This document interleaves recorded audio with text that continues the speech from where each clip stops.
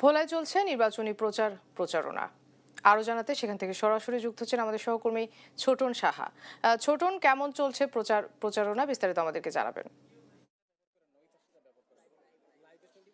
মোনা, আপনি যেমনটি বলছিলেন প্রচারণা কিন্তু জমে উঠেছে। আমরা যেমনটি দেখেছি যে গত কয়েকদিন ধরে জমজমাট প্রচারণা এবং গ্রামগঞ্জ পাড়া মহল্লায় কিন্তু এই প্রচারণা চলছে। প্রার্থীদের সাথে যুক্ত হয়েছেন তাদের সহধর্মিণী, তাদের পরিবারের সদস্যরা কিন্তু যুক্ত হয়েছেন।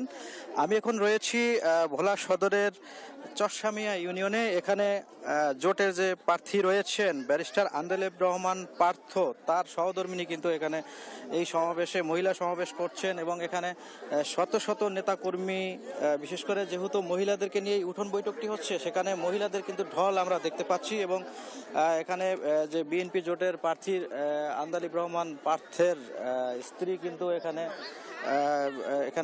তার ভোট চাচ্ছেন গরুগাড়ি মার্কে। আমরা একজন দলীয় নেতাকর্মীর সাথে কথা বলবো। জেলা বিএনপির যুগ্ম আহ্বায়ক তরিকুল ইসলাম কায়েদ, আপনারা তো গ্রামগঞ্জে ঘুরছেন গরুগাড়ি মার্কায় ভোট চাওয়ার জন্য, তো কেমন সাড়া পাচ্ছেন? আলহামদুলিল্লাহ, গরুগাড়ি মার্কায় আমাদের নেতা জনাব তারেক রহমান, এই জোটের প্রার্থী ব্যারিস্টার আন্দালিব রহমান পার্থকে গরুগাড়ি মার্কা দিয়েছে।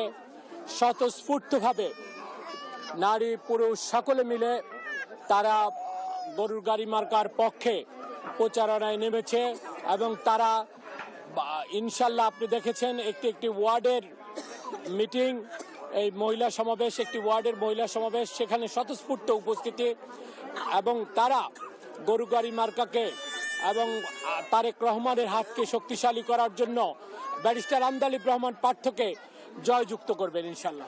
ধন্যবাদ। যেমনটি শুনছিলেন যে আসলে এখানে ভোলা সদর আসনে কিন্তু আমরা যেমনটি জেনেছি যে 8 জন প্রার্থী প্রতিদ্বন্দ্বিতা করছেন। বিএনপি জোটের রয়েছেন, জামায়াত রয়েছেন, একই সাথে হাত পাকা প্রতীক রয়েছেন, ইসলামী আন্দোলন বাংলাদেশ এবং ন্যাশনাল পিপলস পার্টি সহ 8টি রাজনৈতিক দলের প্রার্থীরা রয়েছেন। এবং এই পাড়া মহল্লায় গ্রামগঞ্জে উঠোন বৈঠক সভা সমাবেশকে কেন্দ্র করে জমে উঠেছে নির্বাচনী প্রচারণা। এবং যারা ভোটার রয়েছেন তারাও অনেকটাই উৎসবমুখর পরিবেশ, এবং সেই পরিবেশ বলা যায় যে আস্তে আস্তে জমে উঠছে। আমরা একজন ভোটারের সাথে কথা বলবো। তো আসলে নির্বাচনকে দিন যত ঘনিয়ে আসছে, ভোটের দিন ঠিক ততই কিন্তু এই প্রচারণা আরো বেশি জমে উঠছে। তো এই ছিল আমার কাছে ভোলাতে নির্বাচনী প্রচারণা নিয়ে সর্বশেষ তথ্য। ফিরছি স্টুডিওতে। ছোটন, আপনাকে ধন্যবাদ। দর্শক, ভোলায় নির্বাচনী প্রচারণার খবর জানাচ্ছিলেন আমাদের সহকর্মী ছোটন সাহা।